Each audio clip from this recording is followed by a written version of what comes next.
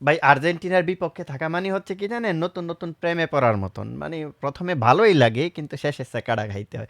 Argentina দেখেন প্রত্যেকটা ম্যাচে গোল খাইতেছে কিন্তু শেষের দিকে এসে তারা যেভাবে কামব্যাক করতেছে জাস্ট আউটস্ট্যান্ডিং। সো সেই অনুযায়ী বললাম আর কি, আর্জেন্টিনার বিপক্ষে থাকা মানে নতুন নতুন প্রেমে পড়ার মতো। প্রথমে কি ভালোই লাগে যে আর্জেন্টিনা গোল খাইতেছে, পরবর্তীতে আর্জেন্টিনা যেটা ফেরত দেয় এটা কিন্তু নেওয়ার মতো মানসিকতা কিন্তু থাকে না যারা রাইভাল থাকে আর কি।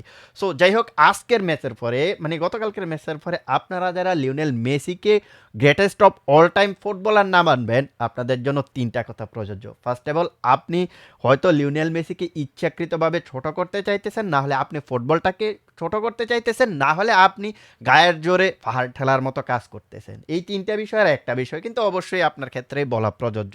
কারণ গতকালকে লিওনেল মেসি যেটা করছে এবং তিনি বিশ্বকাপে যা করে দেখাইছে এবং আর্জেন্টিনাকে যেভাবে ফাইনালে তুলেছে, লিওনেল মেসি তো এর আগে 2022 বিশ্বকাপে তিনি সব প্রমাণ করে দিয়েছেন। এখন তো আর তার প্রমাণ করার কিছু নাই। কিন্তু গতকালকের ম্যাচটার পরে আরও একবার কিন্তু আপনারা সেই প্রমাণটা পেলেন যে Lionel Messi greatest of all time. হ্যাঁ, আমরা হয়তো ম্যারাডোনাকে দেখি নাই, আমরা হয়তো পেলের খেলাটা দেখি নাই, কিন্তু আমরা লিওনেল মেসিকে দেখছি। তো তিনি যেভাবে কনসিস্টেন্টলি পারফরমেন্স করতেছেন, আমরা যদি ওই মোমেন্টে ফেলে কিংবা ম্যারাডোনার সময় যদি থাকতাম, তাহলে হয়তো বা আমরা বলতে পারতাম যে আসলে কে সর্বকালের সেরা দেশেরা, ওইটা হয়তো বলতে পারতাম। বাট এখনো পর্যন্ত no doubt Lionel Messi greatest of all time, সর্বকালের সেরা দেশ সেরাও আমি বলে দিতে পারি। তো এটা হচ্ছে ব্যাপার আর কি। তো গতকালকের ম্যাচটা নিয়ে আমরা যেই বিষয়টা বলতে চাই সেটা হচ্ছে আর্জেন্টিনা যেভাবে কামব্যাকটা দিছে, এইরকম কামব্যাক না তো আপনি লাস্ট বিশ্বকাপে কয়টা টিমকে দেখাইতে পারতেন। মানে সর্বশেষ যে কয়টা বিশ্বকাপ দেখছেন আপনি, 4টা 5টা বিশ্বকাপ হয়তো দেখছেন। আমার বয়সে যদি হয়ে থাকেন তাহলে তো 4টা 5টা বিশ্বকাপ দেখেই ফেলছেন। সো ওই 4টা 5টা বিশ্বকাপে আপনি কি কখনো বলতে পারবেন যে আর্জেন্টিনার মতো এভাবে কামব্যাক দিতে দিতে দিতে দিতে কোনো একটা টিম ফাইনালে পৌঁছে গেছে? আমি তো দেখি নাই, আমার মনে পড়ে না। আহ, আমি যখন 2010-এ টোটালি ফুটবলটা দেখা শুরু করছি, ওই মোমেন্টও তেমন একটা দেখি নাই যে কোনো একটা টিম একেবারে পিছিয়ে গেল, দেন হচ্ছে প্রতি ম্যাচে এইভাবে পিছিয়ে পিছিয়ে থেকে তারপর হচ্ছে ফাইনালে যায়। আমি 2014-তেও দেখি নাই, 2018-ও দেখি নাই এবং 2022-এও কিন্তু দেখি নাই। সো 2026-এ এসে কিন্তু আমরা আর্জেন্টিনাকে দেখতে পাইছি যে তারা এভাবে কামব্যাক দিয়ে ফাইনাল পর্যন্ত পৌঁছে গেছে। দেখুন, আপনি হয়তো আর্জেন্টিনার সাপোর্ট করেন না কিংবা আর্জেন্টিনাকে হেট করেন, কিন্তু আপনাকে মানতেই হবে আর্জেন্টিনা যে ফুটবলটা খেলেছে, এইরকম ফুটবল বিশ্বকাপ ইতিহাসে আর কেউ খেলেছে কিনা সেটা বলা যাবে না। আপনি দেখেন গ্রুপ স্টেজের ম্যাচগুলো বাদ দিয়ে যদি আপনি নকআউট স্টেজের দিকে দেখেন, ক্যাপ বার্দের এগেনস্টে 120 মিনিটের ফুটবলে শেষ পর্যন্ত নার্ভটা ধরে রেখে জিতেছে। তারা মিশরের এগেনস্টে 2-0 গোলে পিছিয়ে থেকেও 90 মিনিটের ফুটবলে জিতেছে। তারপর হচ্ছে সুইজারল্যান্ডের এগেনস্টেও কিন্তু তারা 120 মিনিটের ফুটবলে শেষ পর্যন্ত 3-1 গোলে জিতেছে। এবং গতকালকে দেখেন ম্যাচের 84 মিনিট পর্যন্ত তারা বিশ্বকাপ থেকে আউট হয়ে গেছে, out of the world cup আমরা ধরে নিয়েছি। সেই জায়গা থেকে কামব্যাক দিয়ে তারপর হচ্ছে আর্জেন্টিনা ম্যাচটা জিতেছে। দেখুন, এই জায়গায় আসলে কথা হচ্ছে কি, আর্জেন্টিনাকে আপনি কোনো ট্যাকটিক্স দিয়ে আটকায় রাখতে পারবেন না। আপনি বাকি 10জন ফুটবলারকে আটকায় রাখতে পারবেন, কিন্তু মেসিরে আপনি কিভাবে আটকাবেন? যে ফুটবলারটা সারা জীবন আপনার লো ব্লকের এগেনস্টে খেলে এসেছে, যেটি ফুটবলারটা সারা জীবন দেখে এসেছে কিভাবে ম্যাচটা বের করে আনতে হয় এবং এক্সপিরিয়েন্স আছে, সেই ফুটবলারটাকে আপনি কিভাবে কিভাবে আটকাবেন ভাই? আসলে মেসি এমন একজন ফুটবলার, ওর ওর কাছে কোনো ট্যাকটিক্স কাজ করে না। ওকে আপনি যেভাবে আটকানোর জন্য ক্যালকুলেট করেন না কেন, কোনো কাজ হবে না, কারণ ক্যালকুলেটর মেশিনটাই হচ্ছে লিওনেল মেসি। ও এমন একজন ফুটবলার যে কিনা পুরো ম্যাচটাকে কিভাবে শেষ করতে হয়, লাস্ট 8-10 মিনিটে কিভাবে খেলতে হয়, এটা ওর চাইতে কেউ ভালো জানে না। নাহলে আপনি দেখেন গত ম্যাচটাতে লিওনেল মেসিকে আটকানোর জন্য কি না করেছে ইংল্যান্ড, বাট পেরেছেই, পেরেছে, পারে নাই। লিওনেল মেসি গতকালকে গোল করার জন্য কিন্তু মরিয়া ছিল না, তিনি দেখতে চেয়েছিলেন কিভাবে তিনি তার দলকে ফাইনালে নিয়ে যাবেন, এই জিনিসটার দিকে ফোকাস রেখেছেন। না হলে দেখেন গত ম্যাচটাতে মাত্র একটা শ্যুট নিছে, একটা শ্যুট, তাও অফ টার্গেট একটা শ্যুট নিছে। আর যদি চান্সেস ক্রিয়েটের কথা বলেন, চারটা চান্সেস ক্রিয়েট করে দিয়েছে।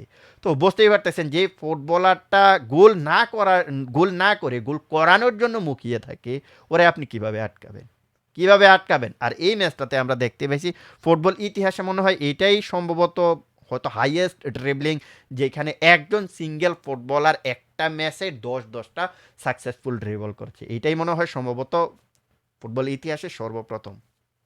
এর আগে আর কেউ করতে পারেছে কিনা জানি না, হয়তো হিস্টোরি যখন চেক করব তখন হয়তো বা আমরা বলতে পারবো।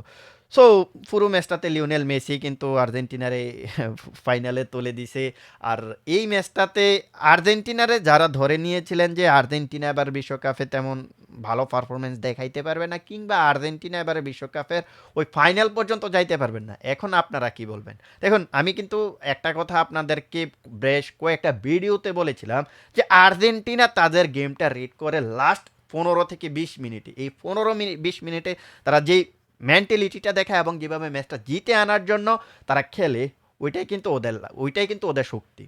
আর্জেন্টিনার অনেকগুলো উইকনেস নিয়ে আমরা কথা বলেছি। লেফট ব্যাকে উইকনেস আছে, রাইট ব্যাকে উইকনেস আছে, তাদের মিডফিল্ডে অনেকটা উইকনেস আছে। বিশ্বকাপের আগে তো আপনারা অনেকেই বলতেছিলেন আর্জেন্টিনার এই মিডফিল্ডটা এবারের বিশ্বকাপে কাজে দিবে না, বাট দিন শেষে দেখেন এই মিডফিল্ড দিয়ে তারা কিন্তু ম্যাচগুলো বের করে আনতেছে। এই ম্যাচটা দেখেন আপনি, এনজো ফার্নান্দেস যে গোলটা করলো, এনজো ফার্নান্দেসের যে রুলটা আমরা এর আগের গেমগুলোতে দেখেছি, অনেকটা সে ডিফে থাকতো, কিছুটা ডিফে থাকতো, অ্যালেক্সিস ম্যাকঅ্যালিস্টার কিছুটা আপনার ফ্রন্টে থাকতো, বাট এই ম্যাচটাতে আপনি দেখেন যে এনজো ফার্নান্দেস এবং লিওনেল মেসি এই দুজন ফুটবলারের কানেক্ট করার জন্য কিন্তু লিওনেল স্কালোনি এনজো ফার্নান্দেসকে কিছুটা ফ্রন্টে খেলাই দিল, আর ওইখান থেকে তারা কিন্তু সাকসেসও হইল।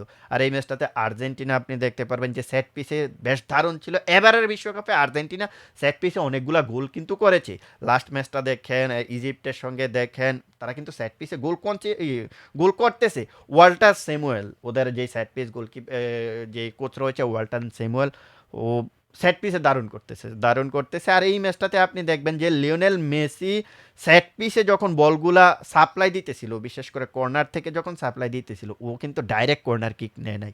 ও কিন্তু এনজো ফার্নান্দেস কিংবা ওই সাইডটাতে হাফ স্পেসে যে ফুটবলারটা রয়েছে এর সঙ্গে কিন্তু কানেক্ট হয়ে ডি বক্সের একটু সেন্ট্রালে যখন বলগুলা থাকে, সেন্ট্রালের যে জায়গাটা ওইখানে কিন্তু সাপ্লাই দেওয়ার ট্রাই করেছিল, এবং এটাতে আর্জেন্টিনা সফল হয়েছে, লিওনেল মেসি সফল হয়েছে, এবং এইখান থেকে এনজো ফার্নান্দেস বুম 84 মিনিট পর্যন্ত যে ইংল্যান্ড বিশ্বকাপের ফাইনালে স্বপ্ন দেখতেছিল, সেই ইংল্যান্ডে 85 মিনিটে একেবারে ঘুরাই দিছে।